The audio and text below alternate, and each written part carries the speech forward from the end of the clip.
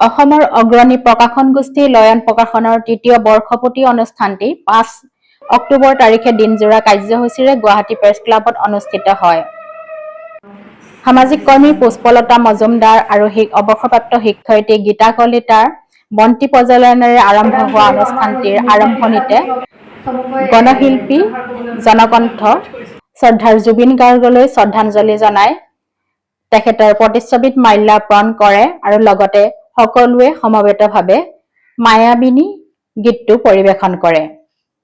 সাংস্কৃতিক কৰ্মী মিনতী বৰ্মনে ঘোষা নাম পৰিৱেশনেৰে আৰম্ভ হোৱা অনুষ্ঠানটোৰ মুখ্য অতিথি হিচাপে উপস্থিত থাকে বিশিষ্ট চিকিৎসক ডাক্তৰ মানসজ্যোতি শইকীয়া আৰু আমন্ত্ৰিত অতিথি হিচাপে উপস্থিত থাকে যুৱ উদ্যোগী মৃদীশ কুমাৰ দলে, সমাজসেৱক তথা ৰাজনৈতিক কৰ্মী সুন্দৰ ডেকা, বিশিষ্ট ব্যৱসায়ী লক্ষ্যধৰ ভৰালী, ব্ৰহ্মপুত্ৰ ভেলী নিউজৰ ডাইৰেক্টৰ আলম মহম্মদ ছাবিৰ, সোণপৰুৱা শিশু সমাজ কল্যাণ পৰিষদৰ সভাপতি সমাজবন্ধু ছাজন ভূঞা উপস্থিত থাকে। বৰ্ষপূৰ্তি অনুষ্ঠানটিত অনিমা তালুকদাৰ দত্তৰ ঠিকনাবিহীন পথিকৰ এমুঠি কবিতা শীৰ্ষক এখন কাব্যগ্ৰন্থ উন্মোচন কৰা।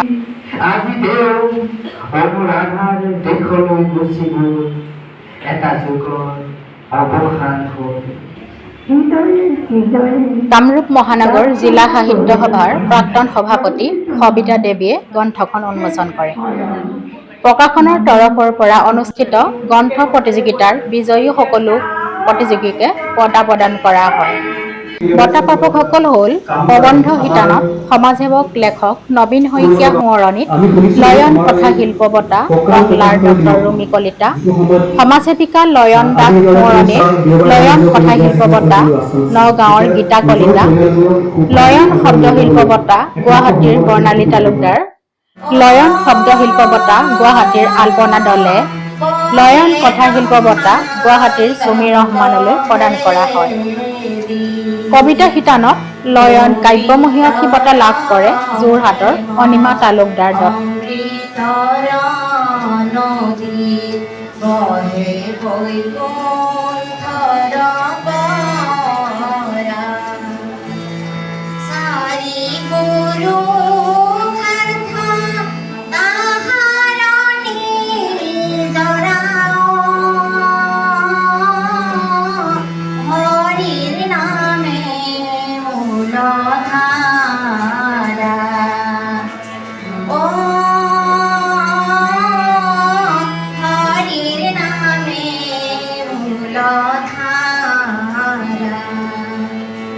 শ্ৰদ্ধাৰ ডিম্বেশ্বৰ শইকীয়া তেখেত এগৰাকী শিক্ষক আছিল। শিক্ষক মানে ধেমাজি বৰদলনিৰ অৱসৰপ্ৰাপ্ত অধ্যক্ষ।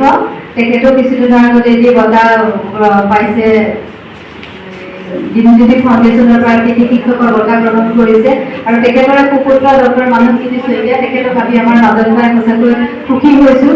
তেওঁ এনেদৰে যাতে আমাৰ GMCত আমাৰ যিখিনি ৰোগী আমি গ'লে যিখিনি কষ্ট খাওঁ সেই কষ্টখিনিৰ কাৰণে মানে একেদিনাখনে গ'লে আমাৰ কাম কেতিয়াও নহয়। মই নিজে তেখেতৰ ৰোগী হৈছিলোঁ আজি কিছুদিনৰ আগতে।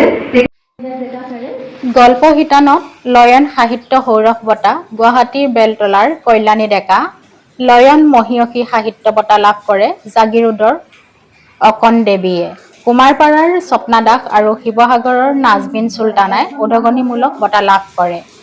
লয়ন লোকশিল্পী বঁটা লাভ কৰে বৰপেটাৰ ৰমেন দাস। পাণ্ডুলিপি শিতানত সৃষ্টিশীল লেখক বঁটা লাভ কৰে গুৱাহাটীৰ ডক্টৰ দীনেশ ডেকাই আৰু ধেমাজিৰ ৰেণুমাই সন্দিকৈ। কবিতাৰ পাণ্ডুলিপিৰ বাবে মিতালী বৰঠাকুৰ আৰু শ্বেতা দাসে লাভ কৰে উদগনিমূলক বঁটা। লয়ন প্ৰকাশনৰ বিশেষ বঁটা লাভ কৰে ডাক্তৰ গায়ত্ৰী গগৈয়ে।